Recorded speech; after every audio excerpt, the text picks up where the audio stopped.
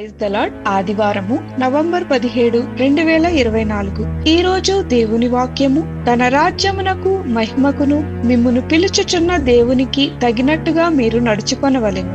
1 తెస్సలోనికలు 2:12. ముందుకు తిరగలేని విధంగా. విశ్రాంతి అనే పద్యంలో కవి విశ్రాంతి సమయాన్ని పని నుండి వేరు చేసే మన ధోరణిని సున్నితంగా సవాలు చేస్తాడు. నిజమైన విశ్రాంతి నిజమైన శ్రమకు సంబంధించినది కాదా అని అడుగుతాడు.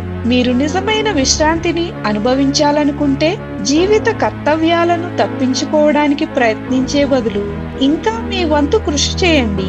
దీనిని ఉపయోగించండి, వృధా చేయకండి. లేదంటే విశ్రాంతి కాదు, మీ వద్ద మీ చుట్టుప్రక్కల అందాన్ని చూడాలనుకుంటున్నారా? కేవలం కృషితోనే అలాంటి దృశ్యం కనుగొనబడింది. ప్రేమ మరియు సేవ ద్వారా నిజమైన విశ్రాంతి మరియు ఆనందం రెండూ లభిస్తాయని కవి ముగించాడు.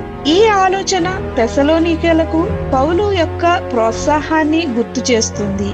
దేవునికి తగినట్లుగా జీవించమని విశ్వాసులను ప్రోత్సహించే తన పిలుపును వివరించిన తర్వాత అపోస్తలుడు మరిన్ని స్పష్టతలు ఇచ్చాడు.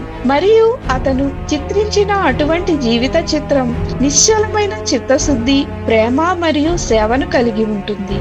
దేవుడు ఒకరి యందొకరికి మరియు ప్రతి ఒక్కరికి ప్రేమను పెంపొందించి పొంగి పొర్లేలా చేయమని పౌలు ప్రార్థిస్తున్నాడు. మరియు అతడు యేసును నమ్మే వారిని ప్రశాంత జీవనాన్ని గడపడం మీ ఆశయంగా మార్చుకోమని, మీ సొంత కార్యములను జరుపుకొనుటయందును మీ చేతులతో పనిచేయుటయందును ఆశ కలిగి ఉండవలెనని హెచ్చరించాడు. ఆ రకమైన జీవితం అనగా నిష్కల్మషంగా ప్రేమించటం మరియు దేవుడు మనల్ని ఏ విధంగా మిమ్ములను అనుమతిస్తాడో అది ఇతరులకు విశ్వాస జీవిత సౌందర్యాన్ని వెల్లడిస్తుంది.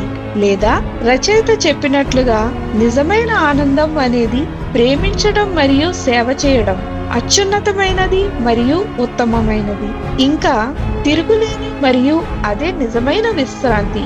నిజమైన ఆనందాన్ని అనుభవించడానికి దేవుని సన్నిధి మీకు ఎలా సహాయం చేస్తుంది? ఆలోచన చేయండి. ప్రార్థన. ప్రేమగల దేవా, నీతో గడిపిన ప్రశాంత జీవితం యొక్క ఆనందాన్ని తెలుసుకోవడానికి నాకు సహాయం చేయమని యేసు నామమున అడుగుచున్నాం తండ్రి. ఆమేన్.